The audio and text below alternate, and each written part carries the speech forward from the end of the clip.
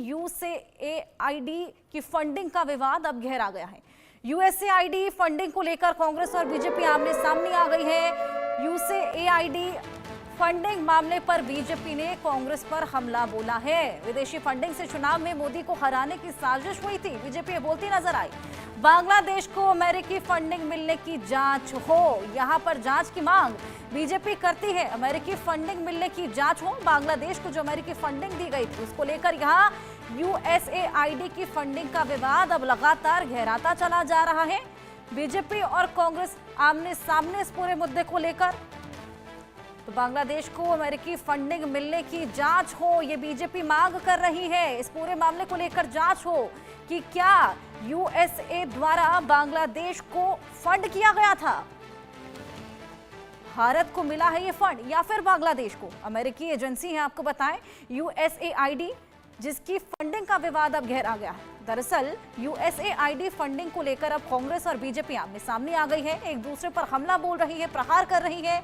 विदेशी फंडिंग से चुनाव में मोदी को हराने की साजिश की गई थी, ये बीजेपी बोलती है। बांग्लादेश को अमेरिकी फंडिंग मिलने की अब जांच हो, इस पूरे जांच की मांग बीजेपी करती नजर आ रही है। तो अब विवाद गहराता चला जा रहा है। कांग्रेस और बीजेपी के बीच घमासान शुरू हो गया है। क्या ये फंडिंग से बांग्लादेश की एंट्री कराने की कोशिश है? इस पूरे मामले को लेकर अब जांच की मांग बीजेपी करती हुई नजर आ रही है। तो यूएसएआईडी की फंडिंग को लेकर बीजेपी के राष्ट्रीय महासचिव दुष्यंत गौतम ने क्या कुछ कहा है, आइए आपको सुनवाते हैं। भारतीय जनता पार्टी के राष्ट्रीय महासचिव दुष्यंत गौतम जी हमारे साथ में मौजूद हैं। दुष्यंत जी, अमेरिका कह रहा है कि चुनाव के दौरान फंडिंग की गई थी नरेंद्र मोदी को हराने के लिए। इस पर विदेश मंत्रालय भी कह रहा है कि इस तरह का काम नहीं होना चाहिए। देखिए, दुर्भाग्यपूर्ण है कि फंडिंग विदेशों से हुई और देश के लोगों को इस्तेमाल किया गया और देश के लोग इस्तेमाल हुए सरकार को गिराने के लिए। उस सरकार को जो लोकतांत्रिक तरीके से चुनी गई है, जिसको पूरे विश्व का सहयोग मिला हुआ है, जो जन साधारण के दिल में वास करती है, सबका साथ सबका विकास को लेके मोदी जी के नेतृत्व में तीसरी बार प्रधानमंत्री बने हैं। ये लोकतंत्र की हत्या है, संविधान की हत्या है, और उसमें कांग्रेस जैसे लोगों का नाम आना ये सबसे ज़्यादा दुर्भाग्यपूर्ण है, क्योंकि इनके लक्षण पहले से ही दिखाए हैं। हमेशा राहुल गांधी विदेशों में जाके देश की बदनामी का काम करते हैं। अय्यर जी पाकिस्तान में बैठकर मोदी की सरकार को गिराने का षड्यंत्र करते हैं। ये लोग विदेशों से मिलकर लोकतंत्र की हत्या करना चाहते हैं। आज देश की जनता को मालूम पड़ गया है संविधान का रक्षक कौन है और भक्षक कौन है। सर, कांग्रेस पार्टी की तरफ से ये कहा जा रहा है कि अमेरिका से फंडिंग खाली कांग्रेस पार्टी को नहीं मिलती, कई लोगों को मिलती। हाँ, कांग्रेस को भी मिलती है। हमारा कहने का मतलब ये है, अगर 4 चोर पकड़े आते हैं, कहते हैं 4 पकड़े गए, हम भी पकड़े गए, तो क्या परेशानी है। तो मुझे लगता है इनको अपने चरित्र को देखना चाहिए। वो पार्टी जिसको गांधी जी ने खामे का स्वतंत्रता सेनानियों की टोली के रूप में इनको स्थापित कर दिया, जो कि आज़ादी के बाद ख़त्म कर देनी चाहिए थी, आज राष्ट्रीय विरोधियों का एक गिरोह बन गया इंडिया अलायंस, उसके सहभागी हैं। अनेकों लक्षण इनके दिखाई देते हैं, राष्ट्रीय विरोध में जाते हैं। मुझे लगता है कि इनको आत्मचिंतन करने की जरूरत है, वरना जनता उनको सबक लगातार सिखा रही है। सर, नया खुलासा किया अमेरिकन राष्ट्रपति डोनाल्ड ट्रंप ने। उनका कहना है कि $2 मिलियन तो भारत में नरेंद्र मोदी को हराने के लिए दिए गए थे और $21 मिलियन बांग्लादेश को दिए थे अमेरिका की सरकार। हाँ, देखेगा ना आप, बांग्लादेश को तो बर्बाद कर दिया। वहाँ लोकतंत्र नहीं था, कहीं ना कहीं कमजोरी थी, लेकिन आज देश का वर्ग जो है मोदी जी को चाहता है। यहाँ पे इतना आसान नहीं है। मोदी जी जनता के दिल में वास करते हैं। सबका साथ सबके विकास के माध्यम से योजनाओं को घर घर पहुँचाने का काम किया है। मुझे लगता है डॉक्टर अम्बेडकर के बनाए हुए संविधान के द्वारा जो देश लोकतांत्रिक तरीके से चल रही है, इसकी जड़ें बहुत मजबूत हैं, विश्व के अंदर स्थापित है देश का लोकतंत्र और देश का संविधान। मुझे लगता है ऐसी योजनाएं कभी आने वाले भविष्य में भी कामयाब नहीं होंगी। ये लोग कहीं दिखाई भी नहीं देंगे आगे।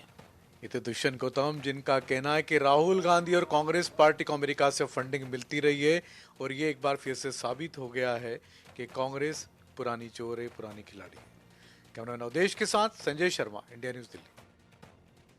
तो बीजेपी के राष्ट्रीय महासचिव दुष्यंत गौतम को आपने सुना। वहीं बीजेपी के सीनियर नेता मुख्तार अब्बास नकवी ने भी यूएसएआईडी फंडिंग मामले में जांच की मांग की है। पूर्व केंद्रीय मंत्री, बीजेपी के वरिष्ठ नेता डॉक्टर मुख्तार अब्बास नकवी साहब साथ में मौजूद हैं। नकवी साहब, कांग्रेस पार्टी को अमेरिका से फंडिंग मिली नरेंद्र मोदी को हराने के लिए, अब तो ये बात स्वीकार कर ली कांग्रेस। देखो, मोदी जी के काम के करिश्मे ने कांग्रेस के कैलकुलेशन को का कबाड़ा किया है। अब जब मोदी जी के काम का करिश्मा और कांग्रेस के कैलकुलेशन का कबाड़ा करेगा तो इसी तरह की जो है विदेशी सुपारी और विरोधी सियासत करती हुई दिखाई पड़ेगी कांग्रेस पार्टी, और इस तरह से जो है वो डॉलर की सुपारी और डायनेस्टी की सियासत आपके सामने दिखाई पड़ेगी। आज की तारीख में आज नरेंद्र मोदी जी की ने जिस तरह से समावेशी विकास, सर्वस्पर्शी सशक्तिकरण के रास्ते पे देश को खड़ा किया है और सुशासन और स्थायित्व के जरिए देश की धाग और धमक को पूरी दुनिया में धारदार बनाया है, उस धाग और धमक को धूमिल करने की धूर्ततापूर्ण धुन वाले दूसरित हो रहे हैं। सर, कांग्रेस पार्टी का ये भी कहना है कि अमेरिका से फंडिंग सिर्फ उन्हीं को नहीं मिलती, और भी लोगों को मिलती है। ऐसा है कि सवाल यहाँ ये फंडिंग का नहीं है। इस फंडिंग को आपके पीछे आपकी सोच और आपकी मंशा और आपकी साजिश क्या रही है। आप जो है वो जनादेश के ज़रिए तो जीत नहीं पा रहे थे, तो आपने जो है वो विदेशी रूट पकड़ा और विदेशी साजिशी सुपारी के सिंडिकेट बन गए। एक सवाल सर, बांग्लादेश को लेके डोनाल्ड ट्रंप ने आज उन्होंने ये कहा है कि $21 मिलियन बांग्लादेश को दिए थे अमेरिकन सरकार। मैं जब मानता हूँ कि जो भी है वो सामने आना चाहिए, इस सिलसिले में जांच के लिए कहा गया है। नकवी साहब, जिनका कहना है कि हिंदी के प्रति दुर्व्यवहार ठीक नहीं है, और जहां तक कांग्रेस पार्टी की बात है, साबित हो चुका है कि वो नरेंद्र मोदी को खुद चुनाव में हराने में सक्षम नहीं है, लिहाजा वो विदेशी रूट का उपयोग कर रही है। कैमरामैन देश के साथ संजय शर्मा, इंडिया न्यूज दिल्ली। और इसी के साथ वक्त एक छोटे से ब्रेक का है। खबरें और भी हैं, आप कहीं मत जाइएगा।